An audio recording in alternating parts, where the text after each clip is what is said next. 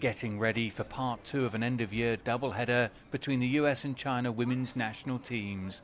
Although China lost the first encounter in Florida 3-0 last weekend, the visitors remain upbeat ahead of the second match in Frisco, Texas. I think we need to accept this result because we are a very young team, so we need to express our team.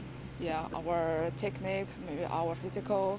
It has been a difficult few months for the China women's team. After winning the 2022 Asian Cup, this year they went out of the Women's World Cup in the group stage and then failed to qualify for next year's Paris Olympics. These matches against the US, the world's third-ranked women's team, offers the players crucial experience as they rebuild for the future. I think the younger player is coming now. We can grow up together in the future, and I also hope we can play a lot the game like this. The US is looking to end their year in style. Despite enduring a disappointing World Cup where they crashed out in the quarterfinals on penalties to Sweden, the US team has not lost a match in regulation time this year, with 13 wins and 4 draws.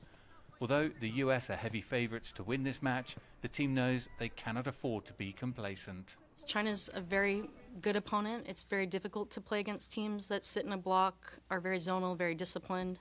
This is a team that scored against England, scored against Sweden.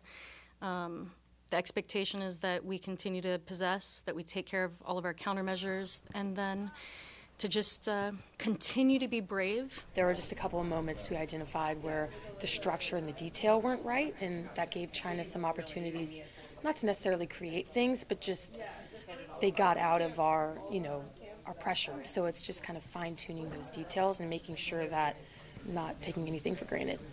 For both teams, these two matches were more about rebuilding for the future rather than just focusing on the result. Tuesday's game is an opportunity, though, for a player to launch their international career. But for one team, victory would ensure they end their year on a high. Dan Williams, CGTN, Frisco, Texas.